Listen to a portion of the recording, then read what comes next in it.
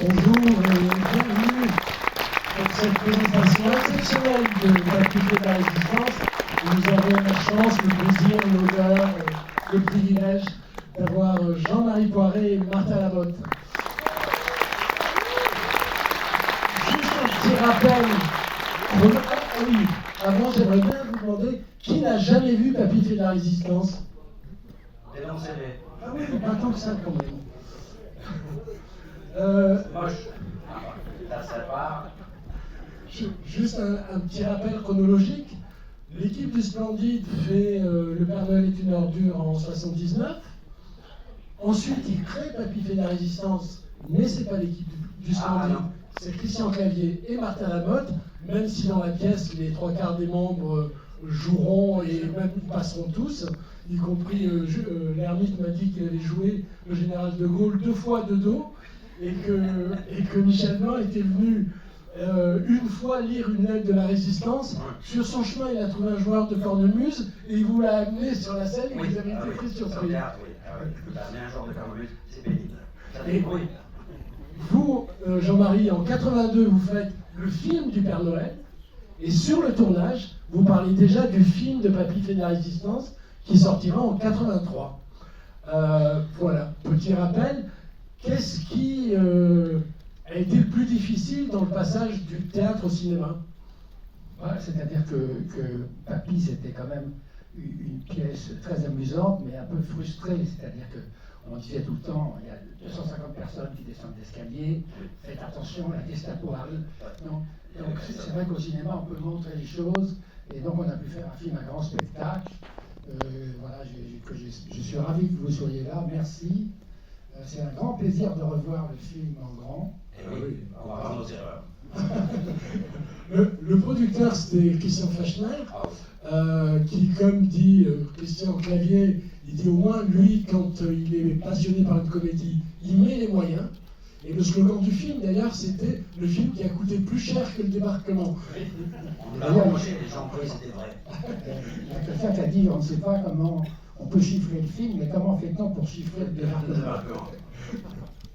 Oui, qu'est-ce qui était le plus difficile dans le je sais pas, le montage du film, puisque l'idée de Fachner, c'était de dire il faut, sinon une star, en tout cas, un acteur connu dans chaque rôle. Oui, c'était un all-male cast, c'est-à-dire que c'est un truc qu'on fait quand, comme par exemple, Paris Brutile ou Le Jour le plus long. Oui.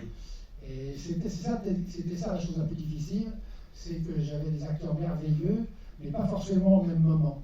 Donc il y avait certains, évidemment, ils avaient juste un petit rôle.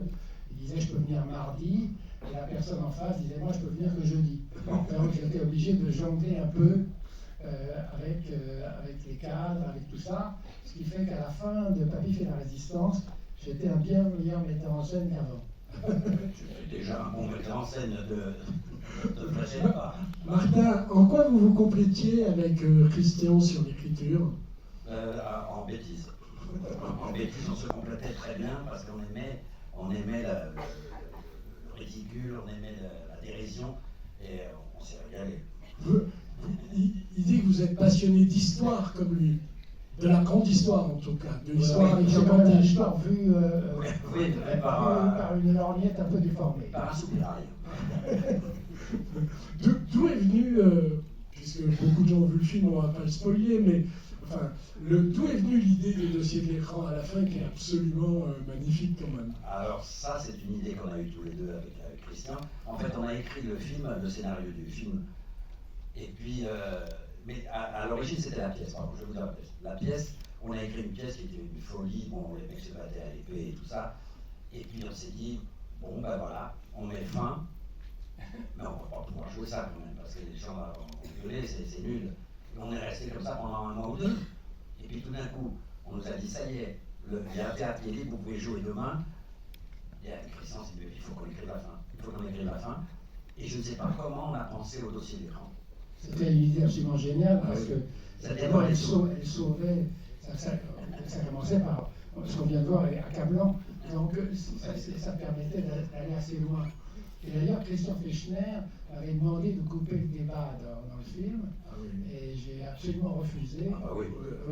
Mais le combat combat à l'épée à la fin. Oui, c'est pas possible. Elle m'a dit, il est magnifique. J'ai dit, oui, il est magnifique. Enfin, c'est terminé là-dessus. On Oui. dit quand même que j'ai vu une ânerie. Une belle ânerie, mais. Donc c'était bien, évidemment, d'enchaîner avec. Et il y a même le vrai présentateur des dossiers de l'écran, qui est là. Alain Jérôme, qui joue son propre rôle. Oui, oui. Avec une certaine gêne, d'ailleurs. Il a eu du mal.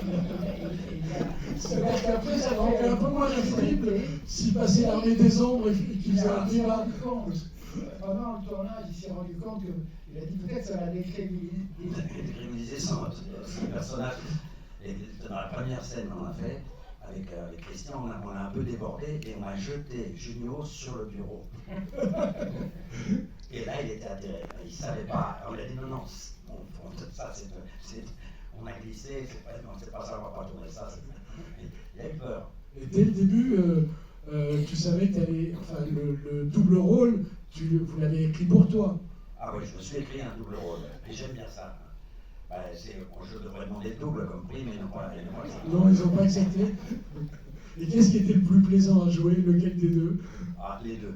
Les deux, parce que c'est. Ils sont déjà tellement différents l'un l'autre. Et ils sont pas. Et c'est dans le grotesque, et tous les deux, ils sont bien déjà. Ils sont forts. Bien sûr, la scène cultissime, c'est Jacques Villeray chantant Non, je t'ai pas oublié. Je n'ai pas changé, je n'ai pas changé. L'idée est venue de Christian Fechner, je crois. Non, de prendre Villeray, oui. Oui, ah oui. C'était dans la pièce, c'était Roland Giraud qui chantait. Et là, c'était lui. Et Jacques, quand même, était un génie parce que, en arrivant le matin du tournage, il m'a dit je vais te proposer une démarche, tu me diras si elle te plaît. Alors j'ai regardé sa démarche, donc j'ai rajouté 3 plans dans la démarche. Parce que, bon, vous verrez la démarche. Alors, toi, la première fois qu'il l'a fait, on ne savait pas qu'il allait faire cette démarche, il a fait semblant de tomber de la voiture. Donc tout le monde hurlait de rire, il a fallu tout refaire. Et ce qui est incroyable, c'est qu'il arrive à parodier dans la même chanson et Iglesias et Yves Montand. Il avait chanté, il imitait bien Yves Montand. Et comme il y avait 2 couplets, j'ai dit, écoute, on fera le deuxième avec Montand. Donc ça permet de progresser. Oui. Ça faisait une star de plus. Et à l'origine, le rôle, il était écrit pour Louis de Funès. Il devait chanter aussi? Non, le rôle, on avait pensé à Michel Serrault, Oui. qui a refusé parce qu'il n'aimait pas beaucoup cette histoire de chant. Oui. Il disait, je crois qu'il ne chantait pas bien. Souvent, les acteurs refusent. Il jouait de la trompette, mais c'est pas possible. Il jouait de la trompette et il m'a proposé à la place, il m'a dit j'ai un numéro très amusant dans lequel j'épluche une orange. Quand il a épluché l'orange, c'était moyen. Bon. Il a bousillé la nappe et après tout le monde est parti en disant non. Voilà. Donc non, Louis devait jouer Papy. Oui. Et donc, Louis devait jouer Papy, mais enfin on n'a jamais écrit oui, parce que Clavier dit n'importe quoi. Moi, Clavier, il m'a dit qu'il devait jouer le rôle de Villeray, en fait. Oui. Non. Il varie un peu, c'est normal. Il arrive à un âge maintenant où. Parce qu'en fait, c'était le rôle titre. Oui. Papy fait de la résistance, ça devait être Louis. Ah, oui. Il nous avait demandé d'ailleurs d'écrire un rôle assez court, Oui. et dans lequel il ne fasse pas trop d'efforts physiques. Ah oui, c'est bon. Mais on n'en veut pas, Christian Clavier, parce que... Non, mais il va se rattraper. Et Jacqueline Maillan, c'était comment de diriger Jacqueline Maillan? Jacqueline était un peu difficile parce qu'elle avait peur de rater le théâtre. Oui. Parce qu'elle joue au théâtre le soir même. Oui. Alors un jour, elle m'a dit il faut que j'arrête parce que je lui ai dit non, vous avez à 5 heures, vous partez à 5 heures. Oui, mais il est 5 heures moins 5. Je dis on a encore le temps de faire une prise. Alors on a fait la prise, elle conduisait une voiture de collection et elle est partie au théâtre à Paris en piquant la voiture et en regardant son costume. Elle ne s'est pas arrêtée, je me suis dit elle va s'arrêter au maquillage, pas du tout, elle a continué jusqu'à Paris. Elle vous a rendu la voiture? Oui, un peu cabossée, mais pas ça. Et tu te souviens qu'elle voulait pas bouger beaucoup. Ça l'ennuyait de bouger beaucoup. Et il y avait une scène où Christian arrivait, il disait vite, il faut se cacher et tout, et elle ne bougeait pas. Ils étaient poursuivis par la police, je ne sais pas quoi. Et donc Christian, il a dit, vous êtes faire autre. Et c'est lui, Christian, qui s'occupait autour d'elle. Et ça passe très bien. Oui, parce qu'à vrai dire, à un moment donné, je lui ai dit tire-la par la manche. Alors elle a trébuché et ça a fait tomber tout le décor. Et alors on voyait que le décor était bidon en fait, Oui. parce qu'il y avait plein de sacs de sable et tout, mais derrière c'était faux. Et alors elle a dit, vous ne faites plus jamais ça. Mais elle était adorable. Vraiment. Et c'était une actrice absolument géniale. Dans votre livre que je conseille à tout le monde, vous racontez la surprise que vous avez eue en visitant, je crois, l'hôtel des archives. Vous étiez en repérage pour tourner. Oui, c'est pas ça. J'ai eu le droit de tourner, puis la directrice est revenue et m'a appelé pour m'injurier en me disant je ne peux pas prêter les archives pour un film antisémite. Bon, alors j'ai dit d'abord, je ne comprends pas bien ce que vous voulez dire.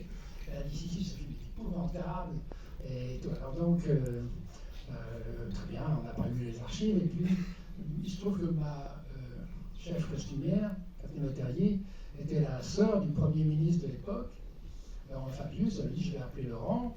Et puis, 10 minutes après, elle revient, elle me fait c'est arrangé, hein, tu as les archives, il n'y a pas de problème. Donc j'ai eu la dame au téléphone, alors elle m'a dit bon, ben alors, oui, finalement, j'ai changé d'avis, on va accepter votre film. Alors, vous allez tourner quoi? Alors j'ai dit ben, on va mettre une mitrailleuse dans votre bureau et on va tout péter. Elle dit c'est pas vrai. Alors, je lui ai dit ben, vous verrez. Allez, vengeance. Question un peu idiote, mais quand vous entendez le titre Papy fait de la résistance, quelle est la première image qui vous vient à l'esprit l'un et l'autre? On est devenus des papis. Voilà. Oui, déjà. On résiste aussi. Et on résiste. Ah non, mais la première image, moi, c'est la joie qu'on a eu à faire ce film, parce qu'on a beaucoup travaillé, mais on a beaucoup rigolé. Mais bien encadré, c'était bien. C'était un film vraiment extraordinaire à tourner. Parce que d'avoir autant d'acteurs magnifiques, c'est un privilège fantastique. Oui, même s'il y en a qui, on les voit. Il y en a qui ont une Je crois que le plan le plus court, c'est celui de Giraudot. C'est Giraudot. Et alors, je n'avais juste une phrase. Et alors, c'était compliqué parce que j'ai été à tourner sur son tournage. J'ai emmené le camion. Ah oui. Il tournait un autre film. Alors, il est arrivé sur son tournage avec le camion bourré de figurants et de claviers. Il s'est changé en 3 minutes, il a dit sa phrase, il est reparti, on est reparti avec notre camion. Incroyable. Et Jean Carmé aussi, Oui, c'est oui, assez oui. court. Alors, Alors, c'est un souvenir magique. et il y a tous les gens du Splendide qui sont dedans. Donc, bien sûr, il y a Junio qui joue Ramirez. Et ça, pareil, le personnage de Ramirez, il était écrit pour Junio. Ah bah dans la pièce, il était déjà, oui. Oui, bien sûr. Mais quand vous avez écrit la pièce, vous avez pensé à lui tout de suite pour jouer ça. Pas pour faire un salaud. Mais un salaud de comédie. Il le fait tellement bien. Un méchant de comédie qu'on ne pourrait pas trouver quelqu'un d'autre. On a retrouvé des vrais salauds et c'est pas bon. Et tu te souviens, parce qu'on n'avait pas le temps de rire pendant le tournage parce qu'il fallait aller vite. Mais je disais à la cantine, à midi, là, moi je me souviens quand même de Michel Galabru debout sur la table chantant une chanson d'époque. Et aussi des choses quand même très étonnantes qui arrivent dans les films. C'est-à-dire que vous avez une figuration avec des soldats allemands, des officiers, des super-officiers à table. Les soldats mangeaient entre eux. Quand ils voulaient aller manger à la table des officiers qui étaient français, ils disaient non, je n'ai pas officier. Le figurant entre eux. Ah, là, c'est formidable ça. Il y a Michel Blanc aussi qui joue. Alors Michel, il joue un curé résistant et Josiane, elle est une pharmacienne collabo. Oui. Ça correspond un peu à ça. Ça correspond à l'épreuve. Oui. On va essayer de regarder le film parce que sinon c'est tard. Et on vous souhaite une bonne projection et merci d'être. Merci. Merci à vous d'être venus. Merci beaucoup. Merci.